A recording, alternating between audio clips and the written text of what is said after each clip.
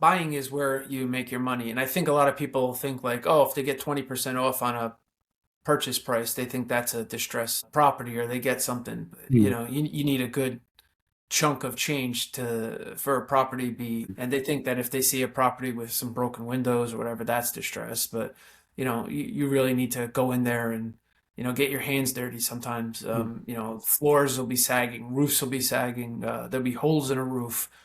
Sometimes it'll be a crack in the foundation, Mm-hmm. which a lot of people will pass on because they think, oh, it's bad, but it's not always bad. Sometimes you could just, fill it up, and get that. The crack may not be, 100% structural where it's a bad thing, Mm-hmm. but if you just fill it up and fix it, it might be worthy to get into and might be a, quick fix where a lot of people might see that crack and be like, oh. And on the flip side, it could be really, really bad and you don't want to get into it. Right. So today we have Robert with us. Over a 20-year career, he has navigated the intense trenches of Wall Street, run his own broker-dealer firm, and now he's the president of MIOYM Equities. It's an incredible pivot from your early days, learning to read a room as a DJ at the Jersey Shore. Take us into your world for a minute. How do you describe what you actually do? Currently, Yes. yeah, so I run MIOYM Equities. We are a boutique private equity firm, and what we do is we go out and buy distressed single-family residential properties across the nation. Primarily, we're looking in 36 states. We own assets in Pittsburgh, Harrisburg, Detroit, Chicago, Minneapolis, St. Louis, Indianapolis, parts of upstate New York. We have one large property in New Jersey, and we're about to close on some properties in Georgia and Texas as well. And what we do is we add value to these properties through rehab or full on construction, and we'll sell it at a higher market value because we're buying these properties at a 60% discount through a proprietary technology that my business partner Mark Cox has come up with and designed and put in many hours with. And it's an ongoing process to keep this thing updated, and it spits out properties to our analyst, and it'll send out offers to either the rep or broker on record, or if it's a for sale by owner, it'll go out to them, or if it's a bank that has it, it'll send out an automatic offer letter. And then we do this through a combination of debt and equity. The debt we get through lending institutions that provide us 85 to 90% of the acquisition price and 100% of rehab. And then we use accredited investors to fill the capital stack, which is 10 to 15% of the acquisition that the lenders don't cover, closing costs, legal fees, and carrying costs. And for what we perceive to be a 12-month hold, and I only say perceive because each property is its own little entity, it's its own life of its own, and some properties go less than 12 months, some properties will go slightly over the 12-month mark. Mhm. We pay a 15% annualized return to these investors. 15. 1.5, correct. Okay. Right, perfect. So, from what I understand, Mayum is not just a company that flips houses. And I'm going to make a calculated assumption that you have children, right? Yes, too. So, if you have to explain to your child what exactly are you doing, and it's not flipping houses, what are the additional layers to it or the added value that you bring, how would you simplify that? So correct. MIOYM does multitude of different things. We have commercial lending, we have a real estate division, we have an affordable homes division. Within MIOYM Equities, which is the entity that does the flipping of the homes and the investors and everything, we have a construction department, we have analysts and everything like that. My role, other than the whole entity itself, my main role is the capital raising department, where we go out and we raise the capital from accredited investors and some smaller boutique RIAs and family offices to bring the capital in to provide it to the properties so that we can buy and close on all these different properties. Interesting. Okay. So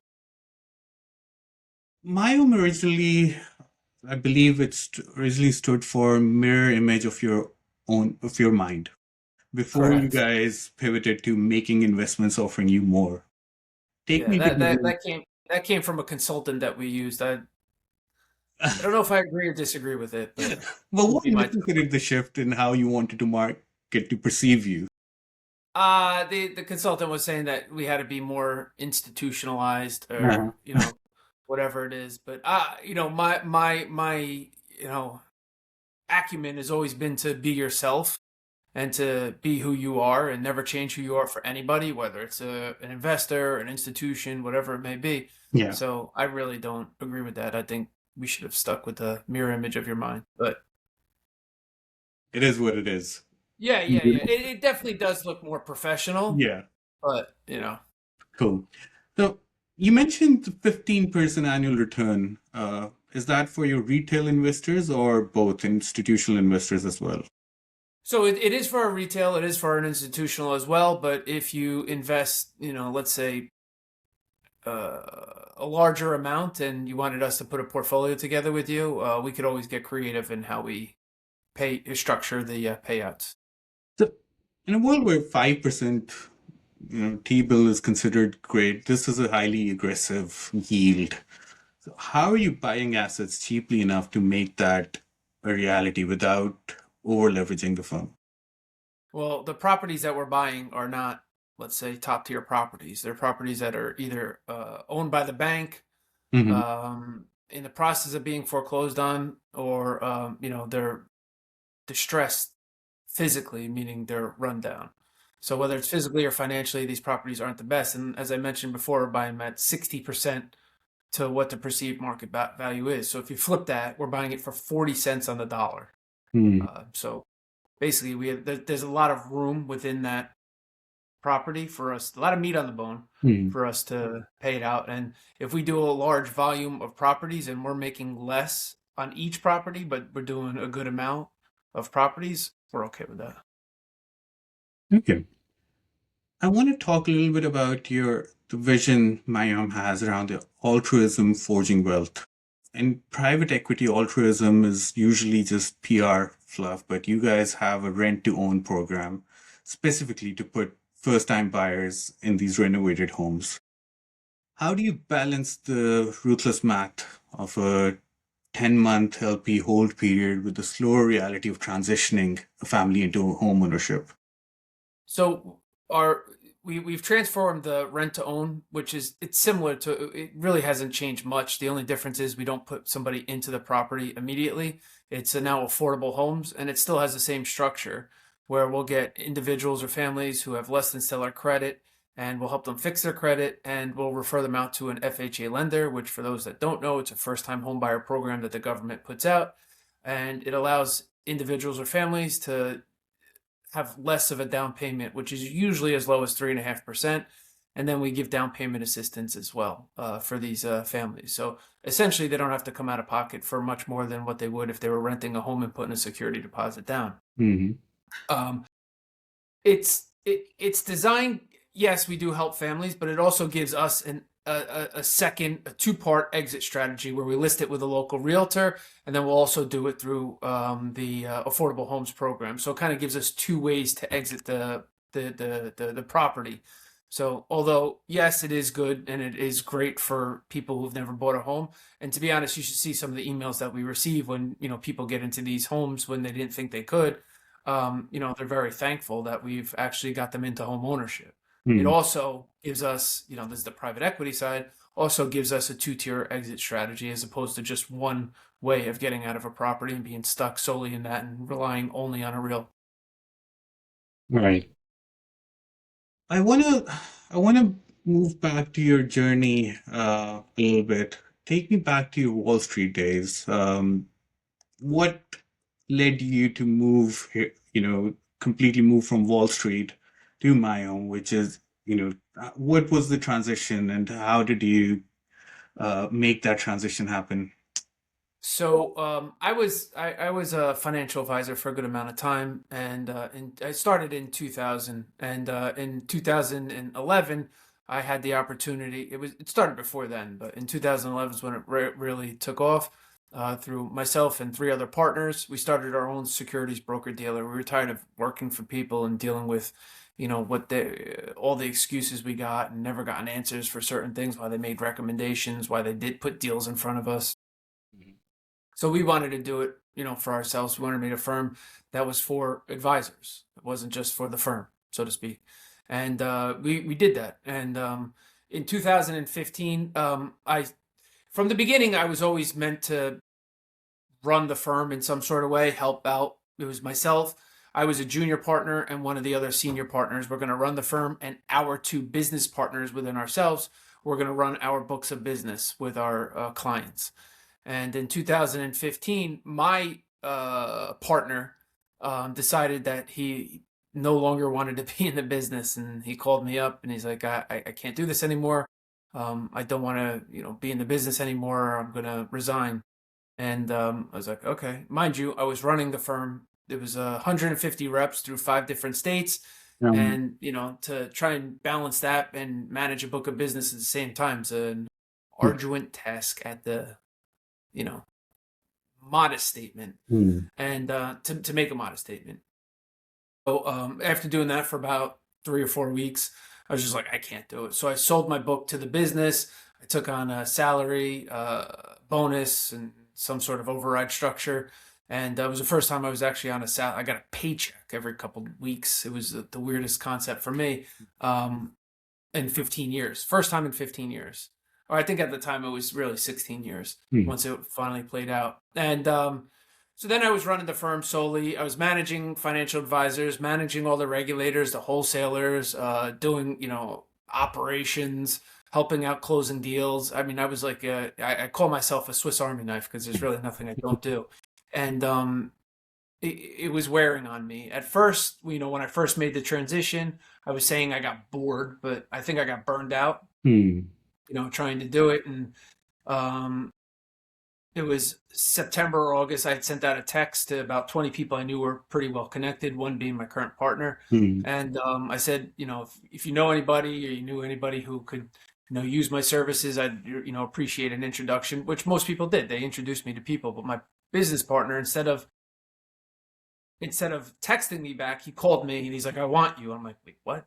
No, he can't afford me. I had thought he was only doing 1 or 2 homes at a time. I had no clue the scale he was doing it at. Yeah. And so then after a few months of, talking, in January of that year, I think it was 2022 at that time, I came on board and started raising capital for the company. The one thing I did say was like, I don't know real estate. He's like, after all this time that I've been doing this, I've realized I don't know how to raise capital. So if the two of us can, work together, this, would be a dream. So here we are now, 4 years later, and it's working out pretty well. Interesting. And when you talk about your Wall Street time, that's early 2000s. So I'm guessing there's a lot of cold calling, a lot of managing salespeople. Do you think, like, compared to today's modern LinkedIn era, is there anything capital raisers are completely missing, but something that you built psychologically during that time?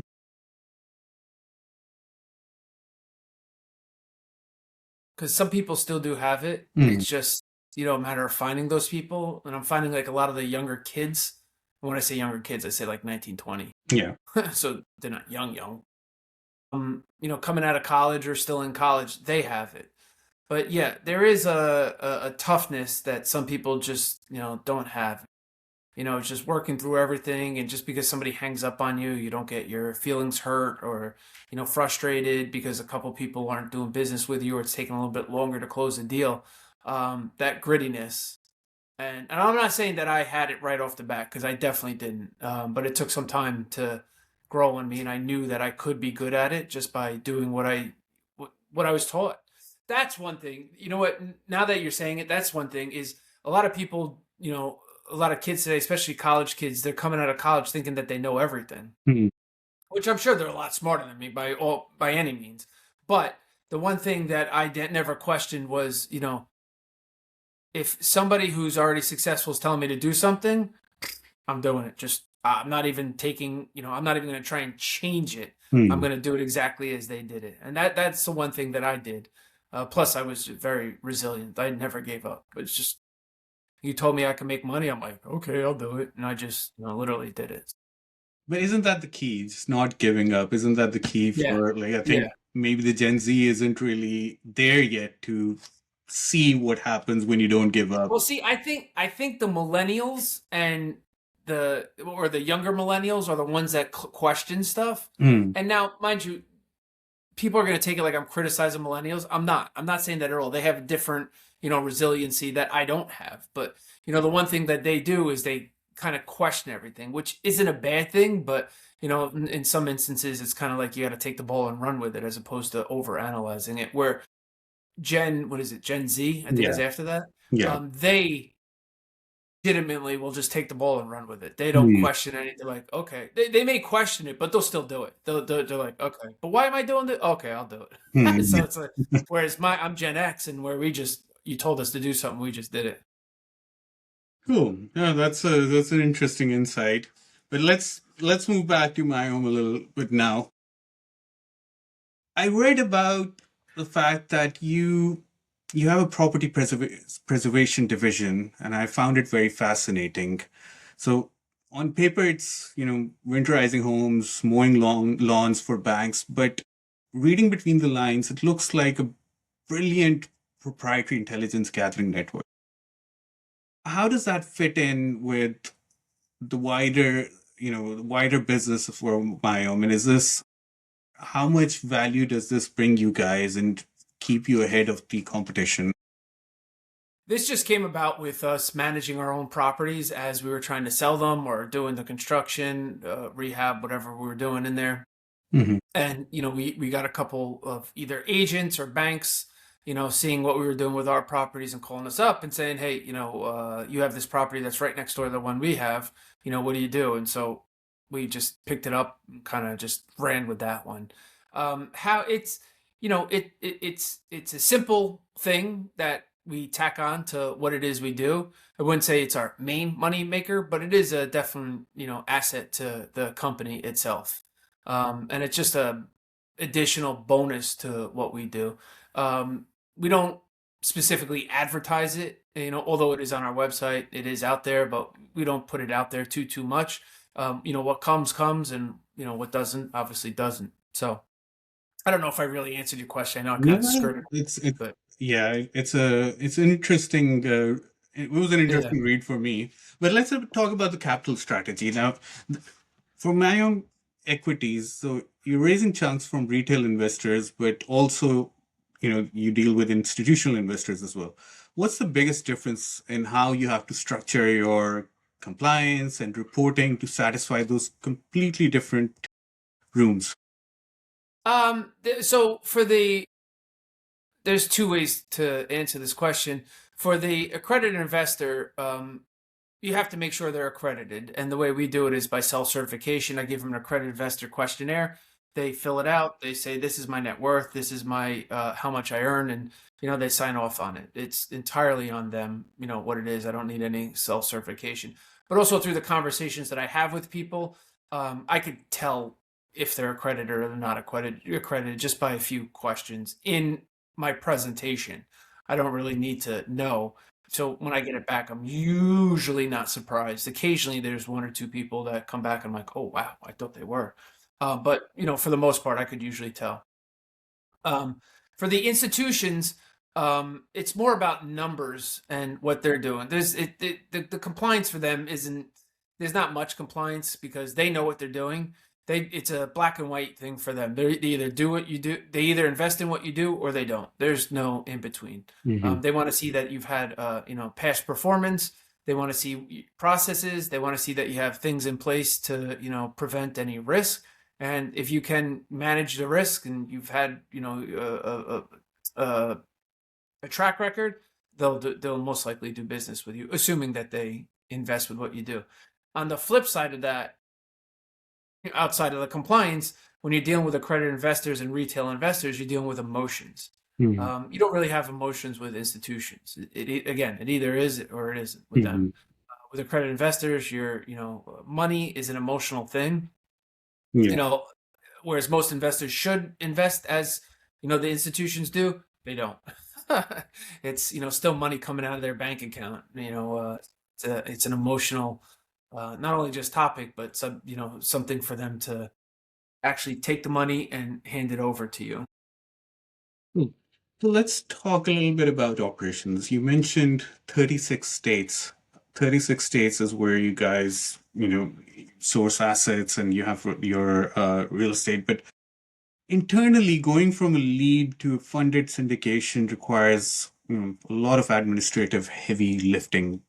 Where, where are the organizational seams stretching the most right now as you scale?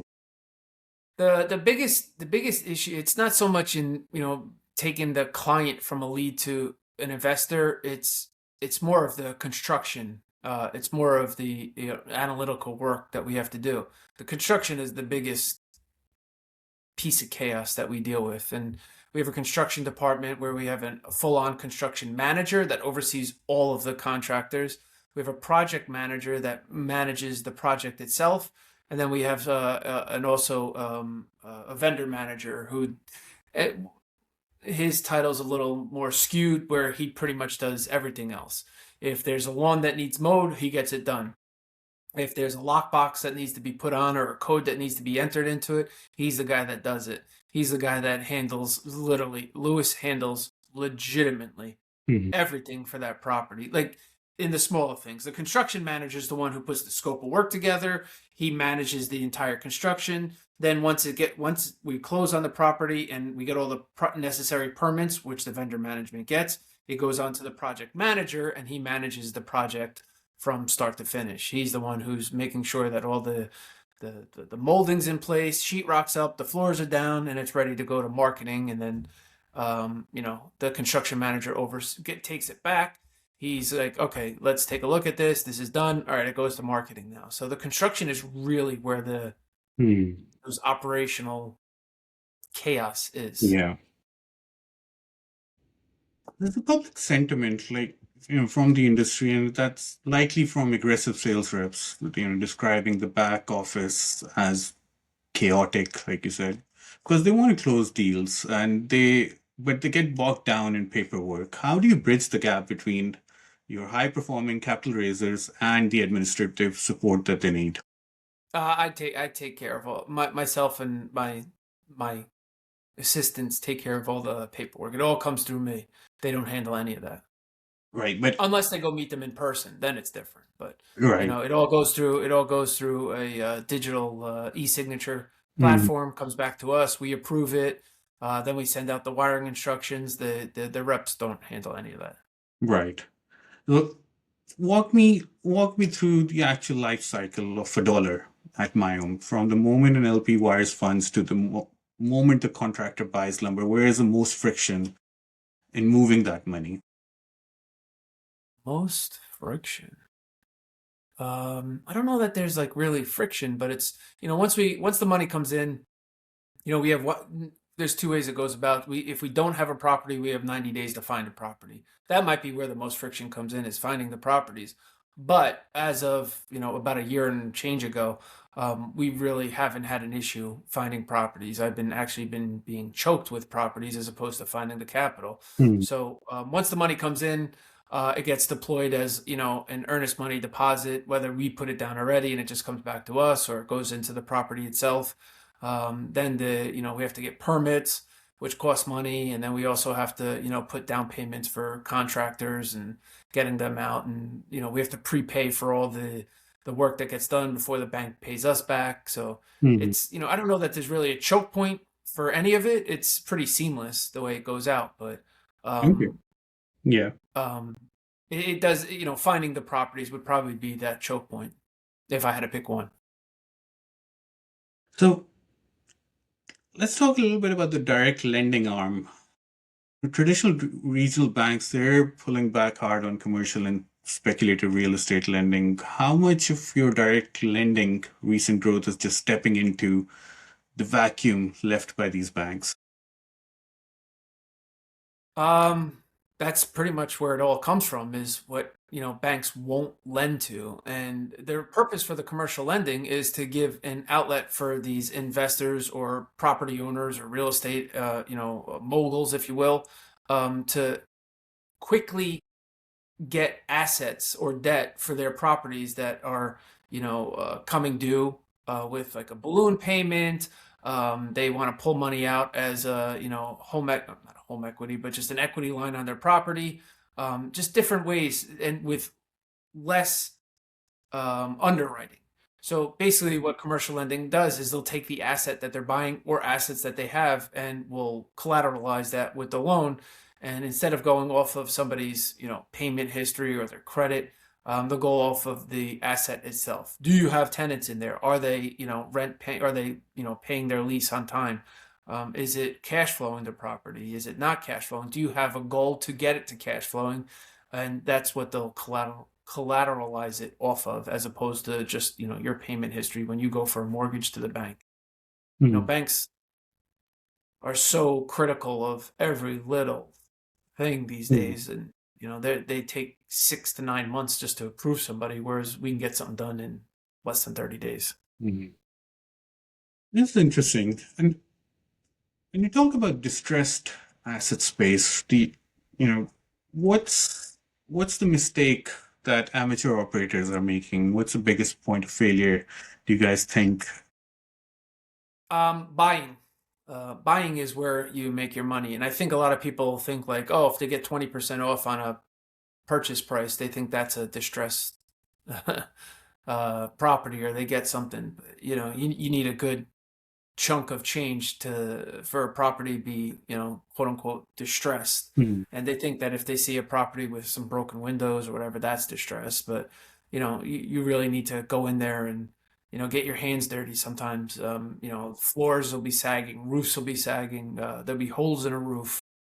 Sometimes it'll be a crack in the foundation, Hmm. which a lot of people will pass on because they think, oh, it's bad, but it's not always bad. Sometimes you could just, fill it up, and get that. The crack may not be, 100% structural where it's a bad thing, but if you just fill it up and fix it, it might be worthy to get into, and might be a, quick fix where a lot of people might see that crack and be like, oh. And on the flip side, it could be really, really, really bad, and you don't want to get into it. So, Hmm. the one thing that I think that a lot of people miss is not so much. It is the distressed, but it's also getting an inspector into the property to take a look at it and to verify what scope of work that you're looking to do, Hmm. and verify the issues that you think are there, or the contractor you have think are there, are the actual only issues there are, and there's nothing more major to it: electrical, plumbing, Hmm. foundational, things of that nature. Okay. So tell me a little bit about AI in your world. Or, Yeah. I mean, you clearly trust algorithms to find your houses. I'm guessing you have a deal finder tech that scans 36 states and you use automated valuation models. Where does AI fit in last couple of years and the speed in which it's improving? Do you think it's going to completely eliminate the need for a traditional broker price opinion? No, no, no, no, no, no, no, not Hmm. yet. No, not yet. I mean, maybe, but um, I really don't think AI is gonna take jobs away from people per se. If Hmm. people are good at what they do, they're always gonna have their job. Where AI, I think, will come in is it will simplify people's jobs to alleviate a lot of the work that they do, so that they can go on and do other things. If they're solely in a niche position where they only do one thing and they can only do one thing, then maybe their job's at risk. But if somebody's very resilient in their position, I think it'll alleviate a lot of the work that they could potentially do to have them move on to something else. We use AI in the proprietary technology to find the property, send out automatic offers, but we also use it in my division for cold calling. It reaches out to investors just to get initial interest, sends them out an email, and then it gets sent over to us. And another strategy that we used is through our affordable homes. We advertise through social media, Google. Well, I mean, I guess Google could be social media, but it's not Hmm. really. But with Google ads and things of that nature. And once people click on an ad or fill out a form, it goes to AI. It calls them, qualifies them, making sure they have the appropriate amount of credit. We don't accept anybody with less than a 600 credit score, Hmm. and it makes them send their ID. Once they send an ID, it'll set a time for them to go see the property that they're looking to go into. So it's pretty resilient, and it's not taking jobs away. It's making their jobs a little bit easier so that they can focus on the people that are interested on the properties. Right. And what about operations? What about internal, like we discussed, the administrative, you know, bottleneck? We just got it to the part where it's cold calling for myself and the Mhm. affordable homes. So we haven't gotten to the administration yet. Is there any operational advice you would give yourself before you accepted this role at MIOYM Equities? If you could go back to the day you quit the broker-dealer world. Advice to give myself. All right, let's frame it this Yeah, I way. don't know. That's a very good question. I don't know. I have to get back to you on that one. I don't know what the advice would be, to be honest with you. So imagine you have a junior capital raiser and they get discouraged after 10 straight rejections. Do you have a framework you give them to reset their psychology? Yeah, tell them to go take a walk. Just get out, go take a walk, just relax, and then when they come back, I tell them that you're going to fail 99% of that time. You don't care about that 99% that you're failing at. You care about the one or two people that you are speaking to that will do business with you. You're going to get no's. It's kind of like baseball. You fail 70% of the time, Hmm. you're in the Hall of Fame. So it's very similar. Most people are going to tell you no. Most people aren't going to have kind words for you when you're cold calling. Hmm. But keep going, and don't stop just because somebody tells you no. You should actually take those no's and let it fuel you. Hmm. Okay. Um, I want to touch a story that you've talked about in the past, and if you're comfortable, but you were there when 9/11 happened, and you were very close to that when you happened. Could you tell me about, could you tell me a bit about that story, what really happened, and how it, changed your perception and how you look at things since then? Does it? It didn't really change my perception on anything. I mean, Mhm. how many times are planes going to get flown into a building that I'm going to be near? But it did show me how staying calm in total chaos can help you keep a clear mind. During the whole time, I never really freaked out. I never really, but mind you, I'm not saying that I wasn't sitting there questioning what was going on. I 100% was, but I was never freaking out. And I was, if you've heard me tell the story before, I was standing on, I think it's Greenwich Street. It wasn't called Greenwich Street then, but now it's called Greenwich Street. We were looking up at the towers, and we saw people jumping. They were legitimately jumping to their death. And not to get too gory, but there was one point where I grabbed my friend. I'm like, come on, we got to go. And he's like, no, we got to stay here and watch this. I'm like, dude, there is nothing for us to do here. We are not helping anybody by standing here watching. And thank God we did, because then the second plane hit, and the way we were walking east on a street, but we were on the south side of the street, and the tower was also on the south side of that building. So when that plane hit, the debris was going over the building, over our heads, and actually hit people that were across the street from us. Had we stayed there, we would have been. There's potential that we could have been hit with debris just standing in the street there. And then we kept walking, and then the first tower fell moments later, and then we were 3 blocks away. We were still close. We still Hmm. got caught in that dust cloud, but we were far enough away where we weren't at risk of getting hit by any of the debris coming from the falling of the towers or anything. So yeah, keeping calm in chaos is what kind of not only showed me how to get through tough situations, but it helps you kind of with your anxiety, or just Yeah, helps you think. It helps you stay calm. and grounded. Keeping calm helps you stay calm. Hmm. Interesting, interesting. I you I do remember seeing somewhere you talked about going to a restaurant right after and how you came across Oh, people that were not really aware of what just happened. And, life just went on for a lot of people just like that, the same yeah, day. yeah. My mother, my parents are divorced, and when I was younger, I lived with my mother and my father. We went to live with my father when we got older, because he was a single guy, so it was a little bit easier for me, myself, and my brother to go live with him. There was no emotions with my mother. Not that I was anything against my. Anyway, long story short, so the towers fall. I get home. My mother was at work. They let her go because they said if you have any family members down there, please go home. So they let her go. And so she was freaking out that something happened to me. Once she found out I was home, she's like, "You have to let me take you to dinner tonight. I have to see you." I was like, "Yeah, whatever."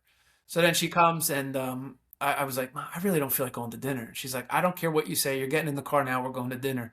And we went to this Mexican restaurant. And so, long story short, the guy, the waiter, the server, whatever we call him these days, comes over, and I got it was a burrito, and at this place the burritos were huge, and I didn't even touch it. Mind you, I was putting down margaritas like they were going out of style and drinking tequila just straight. But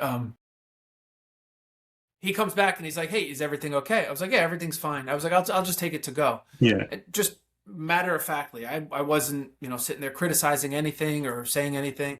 And he's like, "Well, no, if you don't like it, we can make you something else." I was like, "No, it's fine. I'm just not going to eat. I'm okay." And he persisted with this three or Yeah. four times. Poor And guy. he's like, may I ask why you're not eating?" I was like, let's chalk it up to a bad day. I didn't know he had no clue what was going on. And he's like, "Oh, come on, how bad of a day could it have been?" I literally just looked up at him. I was like, and mind you, there's a TV like literally right straight across from us, showcasing over and over and over and over what was going on. Yeah. And I was like, "Wait, you really don't know?" He's like, "No, I have no clue." I go, "The towers fell, and I was right across the street from it." And he was just like, "Oh my God, I'm so sorry. I didn't realize." I was like, "No, it's fine. Just can I get my food and a doggy bag? That's all I want." But Wow. yeah, Wow. it was funny that he had no clue what was going. I don't know if he didn't have any clue or he just didn't put two and two together. Yeah. No, well, you survived 9/11. You, I guess you navigated through the 2008 crash whilst being Well, you forget the tech crunch, because right at Yeah. 9/11 was also the Yeah. tech bubble. That's when I was building. That's when I what they call getting on your own. We got licensed, and you had to open up a specific amount of accounts and give Yeah. them to your manager, and then build your business yourself. So that was the tech bubble. That too. And now you're navigating what's been happening over the last 5 years as well in this world. So, final question? What's your ultimate enduring legacy you want to leave through with MIOYM? Oh, mine? No, Leave it with my own MIOYM. or personally? No, MIOYM.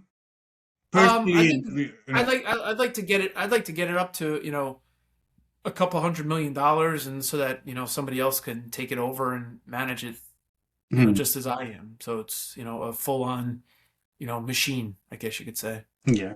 And if I were to be working with you at MIOYM, how would what's your philosophy? How do you drive your teams? How do you? With a whip. No, I I try to lead by showing like what I do, Yeah. lead from the front as opposed to sitting back and telling people what to do. Hmm.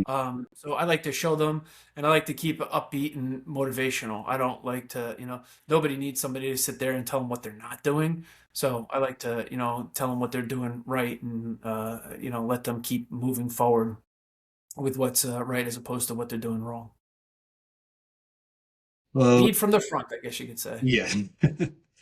Well, thank you so much, Rob. It's rare to find somebody who understands, Wall Street and the gritty reality of flipping a distressed home in multiple states. So I really appreciate you pulling back the curtain on how actually my own runs. And thank you so much for a genuine and transparent conversation. It was a pleasure to have you here.